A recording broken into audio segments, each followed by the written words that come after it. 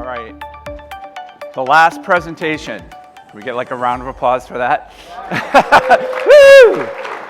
Okay.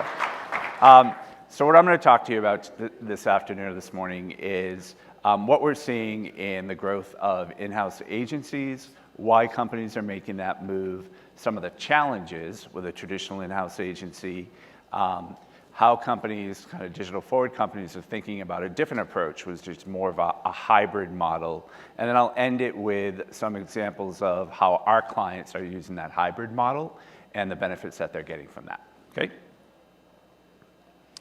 So we're all hearing a lot of noise, a lot of press about in-house agencies and how that's growing. You know, and is it real or is it just a lot of noise and a lot of hype?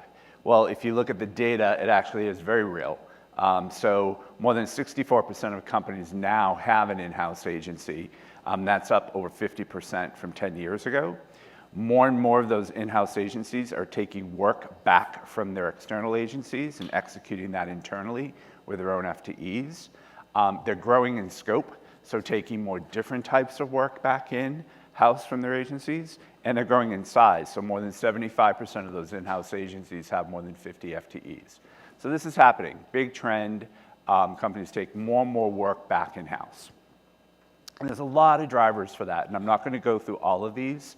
We'll be doing a white paper in future webinars and short on time today, but I'm going to cover the first three, and this is what we're hearing in the marketplace, right? So how many of you have enough budget, marketing budget, to execute all that you want to do in people-based marketing?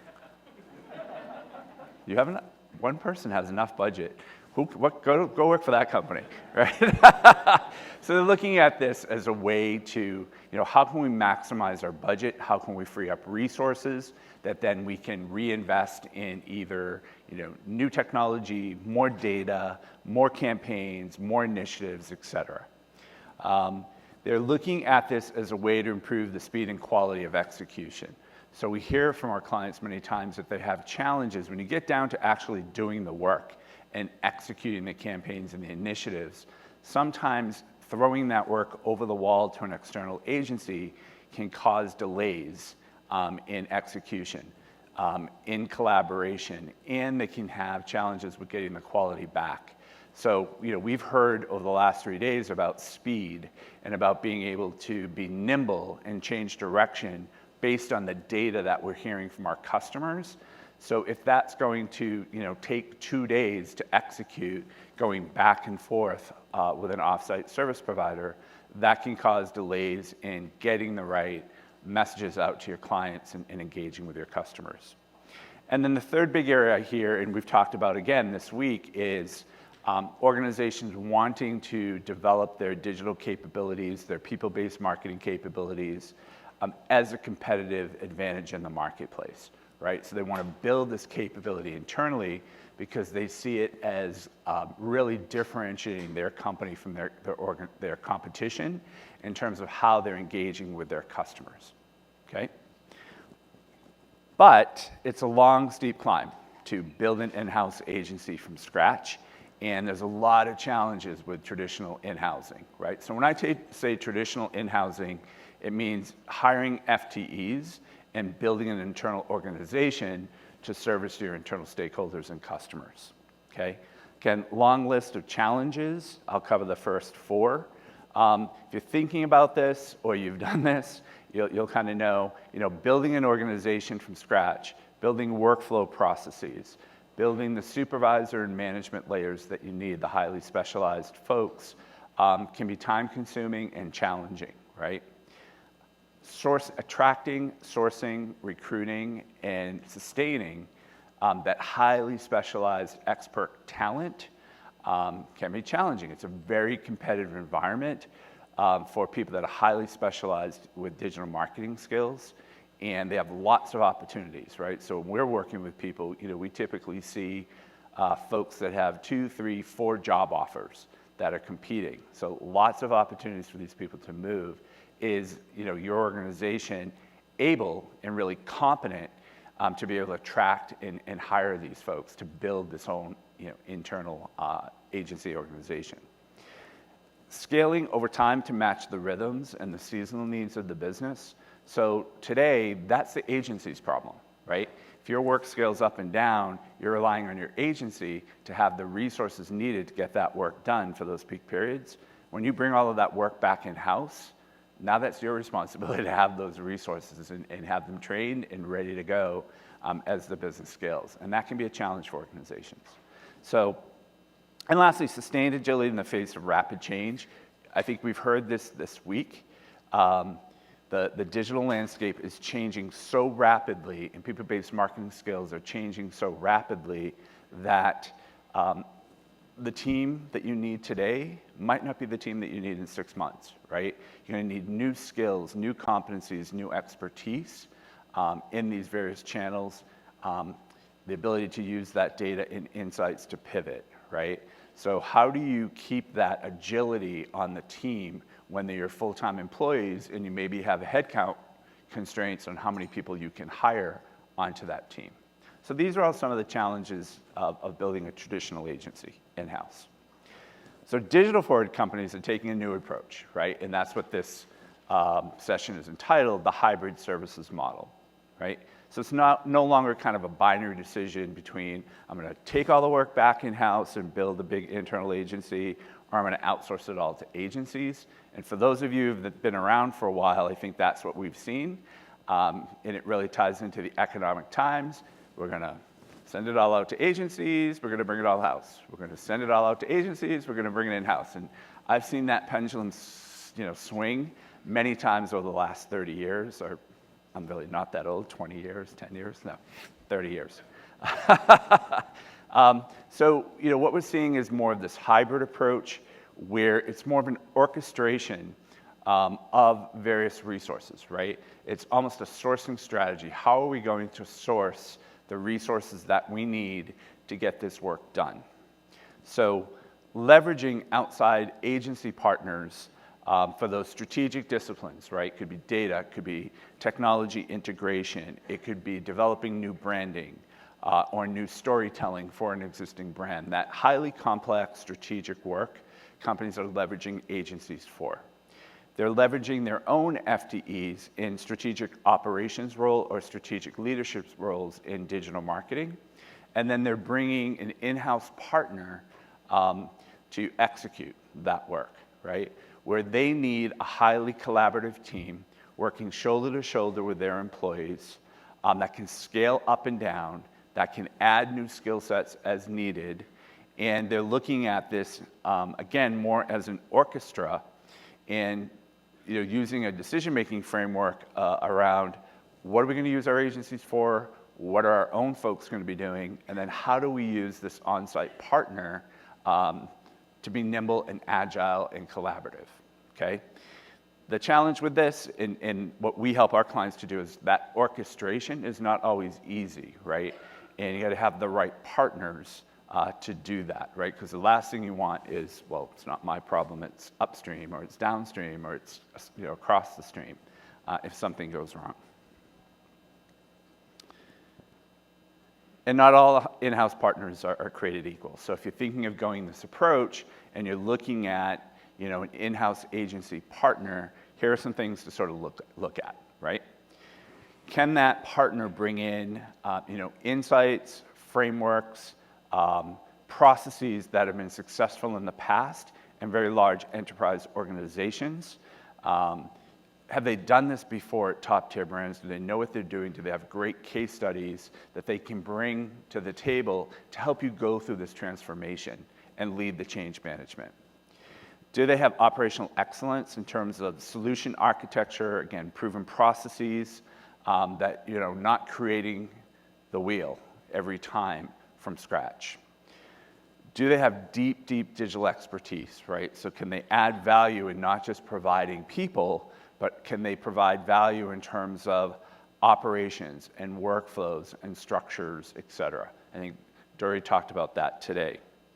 Are they experts at recruiting and sourcing and managing highly specialized talent, digital talent, right? So having people living with you, shoulder to shoulder, in your culture that you don't manage That's a lot of change, right? And that's kind of hard to do sometimes. So can your partner help you with creating that environment where it's seamless, right? So if there is a meeting and there's agency representation there, there's your own FTEs there, there's your in-house partner there, you really shouldn't be able to tell who's who, except if you look at the color of their badge, right? And can your partner really manage in that type of environment so that there isn't that finger pointing, it's one seamless orchestration of the work. Transparency, super important, right? It goes back to the freeing up resources in your budget. So can your partner be transparent with their pricing, with their reporting? Can they be a partner to you to say, hey, Kate, we need to lower our costs by another 10%. What can we do? How can we reconfigure? Where can we find efficiencies? Where could we potentially offshore this work, right? To, again, free up resources that we can invest. And then the relationship, is it customer-centric? Is it execution-focused? Highly, highly agile so that you're shifting and morphing as the customer needs. And as that changes, again, talk to Dory today, I hope I'm pronouncing that right, Dory today from Samsung, right? Going into a totally new structure where they're going up and across, you need that partner to be able to change with you. And that might mean changing skill sets, changing people, changing roles for you, okay? Make sense? So, we're super excited to have joined the Merkle family, as we went through our process and we're evaluating potential companies to join, really looked at organizations where we could make 1 + 1 = 3, or 11, as my cheeky marketing director put on this slide. With the way that we kind of looked at it was, Merkle is an organization with modern agency capabilities and strategy and technology and data and analytics and performance creative. And then we could add modern delivery model of being able to embed teams and embed in-house agencies and deliver that work shoulder to shoulder on site with customers. So we're super excited about this because we think it creates a very differentiated value proposition in the marketplace. Excited to be part of the Merkle family. So some examples, welcome to my world of kind of how we work with customers, just get you kind of thinking about different structures. All of these customers I'm going to talk about, these 5 examples, they're all based on the customer making a very strategic decision on, again, what work are we going to have our agencies execute, what work do we want our in-house teams to execute, and what do we want our in-house partner to execute. And it's based on a framework of looking at the work, right, from simple to complex, and from highly strategic to more executional. So actually use this 2x2. I think everything in life can be brought down to a 2x2, right? Everything. You can use this very simple 2x2 to actually plot the work. Go through the work product, go through the process and say, again, how close is this work to our strategy, or is it more executional? How simple is it to execute this work all the way up to highly complex? And you can start plotting out those things in a 2x2 and create a decision-making framework. You say, okay, we're going to utilize our agencies for this. We're going to elevate what our in-house teams are doing, our FTEs, to do this body of work. And then we're going to take this other body and have our in-house partner do that work, right? And that can shift over time, right? But if everyone's aligned to that framework from day one, then you can really get the efficiencies and get the focus correct so that your teams, your in-house FTEs, are focused on that more complex, more strategic work, okay? So some examples of this, we have a customer who's a global apparel and footwear company. We have over 100 Filter employees embedded on teams with that customer across their marketing organization. And our teams are executing multi-channel and omni-channel campaigns, right? So we have a big team of producers who are producing the campaigns across all channels. We have channel specialists who are executing specifically in social or email or in-store, et cetera. Then we have the folks who are developing the content for those campaigns. So content developers, visual designers, video editors, and a very fast turnaround, right? So those teams are all integrated. And again, at that customer, when there is a campaign strategy session, there's the client, there's their agency of record in attendance, their FTEs, our FTEs, and it's very seamless. That it's not 4 different organizations coming together, it's a team, right? And it's taken a little bit of time to get there, but that's kind of how we operate today. Second example is in the experience design area. So our business is focused in 2 areas, digital marketing and experience design, where we're helping our customers to develop digital products, right? So in this example, we have built a experience design studio for this customer. They are executing in an agile methodology in 2-week sprints across 30 different product development cycles, so that they're balancing the workload of that team, but they have this consistent team that is, knows the company's ways of working, knows the brands really well, and is highly, highly integrated with that customer. So we're doing,